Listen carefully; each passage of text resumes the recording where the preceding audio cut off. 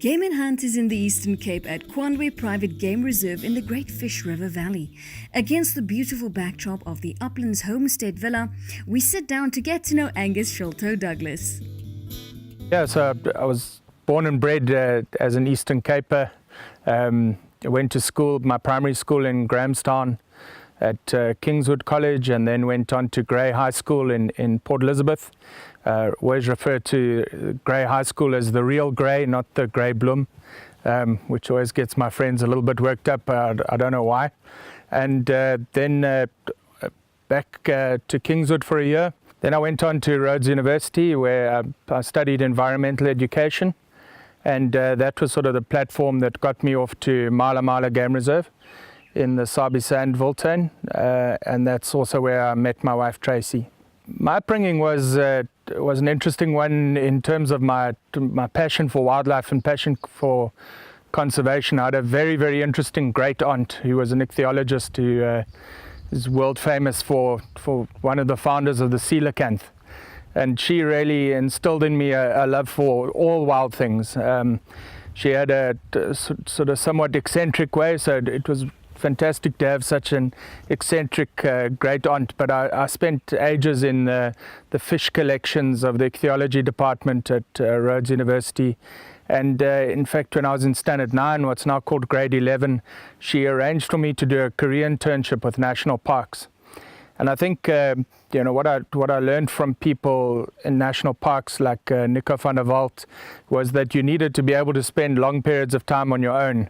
And probably the romantic idea that I'd got in my head of working in wildlife was kind of brought to to reality. I think when one reads, like we all did as young boys, we read the books of Player and Hall Martin and Walker. Then to actually be on the ground and to spend time fighting fires and camping out and all those sorts of things on your own, I think those are kind of the defining moments that led me to believe that there was nothing else I'd rather do. I started my career in conservation, and in particular in ecotourism at Mala Mala Game Reserve in what was then part of the Sabi Sands Wildtuin, and I spent probably just over 5.5 years there.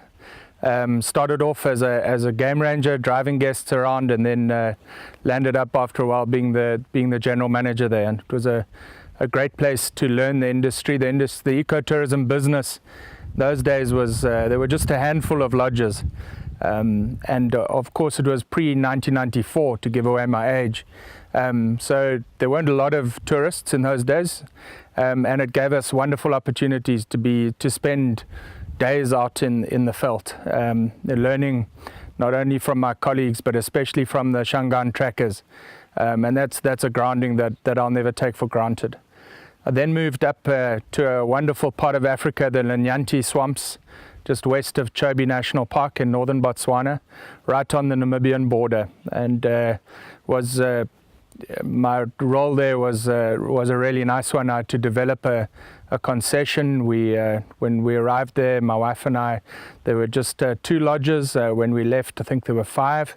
It was a 125,000 hectare concession, probably with 7,000 or 8,000 elephants at the peak of the dry season. Just one of Africa's most fantastic wilderness areas. And then after that, I can't really remember all the dates, fortunately, but we met an American couple there, and we got chatting. We developed a partnership, and I would say that the dream of Kwandwe was born then, but we didn't know what that dream was going to look like, or what it was going to be called, or where it was going to take place. But that's certainly where the idea and the dream was hatched. Next time, Angus tells us more about the start of Kwandwe Private Game Reserve. At the end of 1998, we started looking for a property, to develop a game reserve, a private game reserve in South Africa. And so we had the opportunity, that once we acquired the first piece of ground, that we were approached by the neighbors, and probably over a process of about 5 years, we acquired the 20,000 hectares that Kwandwe is today. And then, of course, we got on to the exciting stuff. And I think we started really in earnest in 2000, where we started bringing the wildlife back onto the property. And that was a time in my life I know will never be repeated. I mean, to go and catch rhinos and elephants, lions, cheetahs, all that stuff, bring it here. To this day, some of our most senior managers started in that period as maybe in the scullery or as a butler in one of our lodges or something, and now as our assistant general manager. So to see that kind of growth, probably, out of all of it, is the most rewarding aspect of it.